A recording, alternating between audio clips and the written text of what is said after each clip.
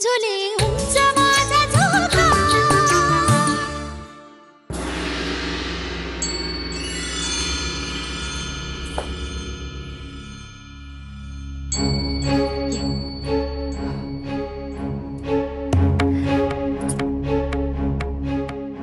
सुभद्रा वहिनी, पाणी तापेपर्यंत मी तुम्हा सर्वांच्या फराळाचे पाहते.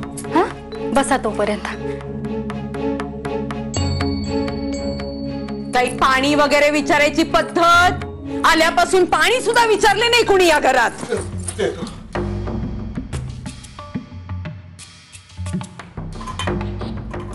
दे.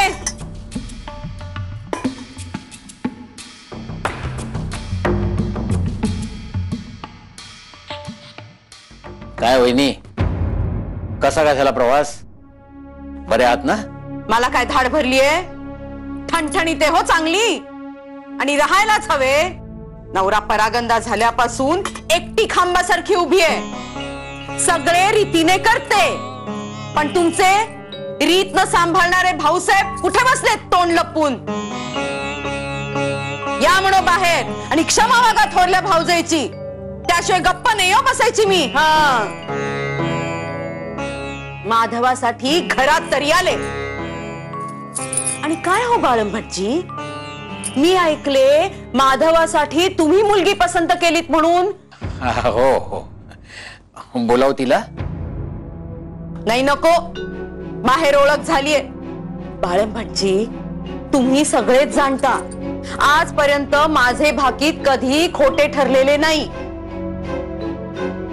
या मुलीस पाहिले आणि खऱ्या अर्थाने माधवाची काळजी वाटायला लागली हो मला. हो, काय म्हणताय तुम्ही सुभद्रा वहिनी? मोठी गुणाची पोर आहे ही, सगळ्यांचं मन जिंकलंय तिने. पण या वेळेला पारख चुकली तुमची बाळंभटजी. अहो, मने नाही जिंकले तिने, तुमच्या सगळ्यांच्या वर भानामती केलीये. हा, या सुभद्रेचे बोलेत लक्षात ठेवा.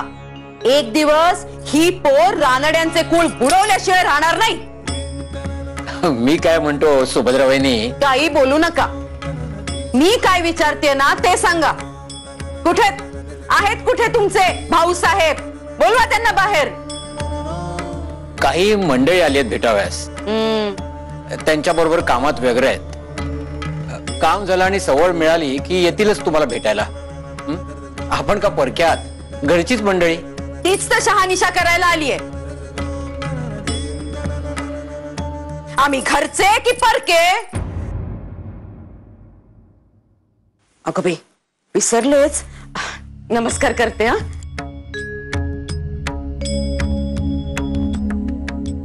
अखंड सौभाग्य होती भव. असला फुकाचा आशीर्वाद काय कामाचा?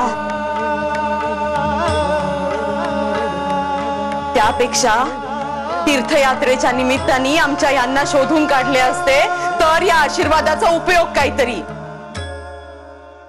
नाही तर औक्षवंत हो एवढा आशीर्वाद दिला असतात ना तरी सुद्धा पुरले असते. हो वहिनी, विठू काकांचा कमी का शोध घेतला आपण, पण नाही यश आले. शेवटी हे सगळे नियतीचे खेळ असतात.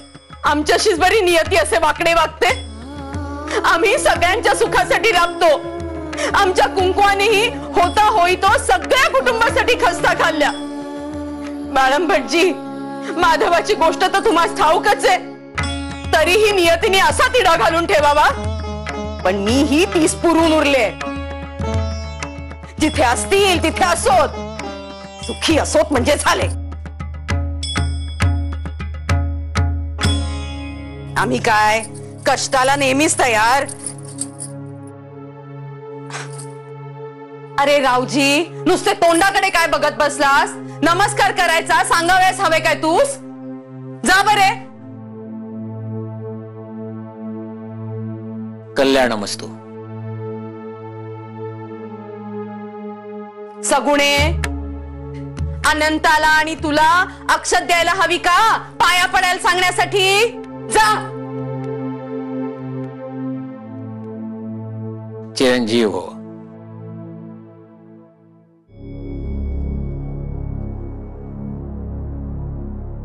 अखंड सौभाग्य होती भव.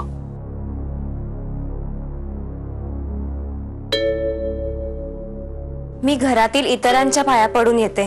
पुरे. बाळंभटजींच्या पाया पडलीस ना तेवढे पुरे.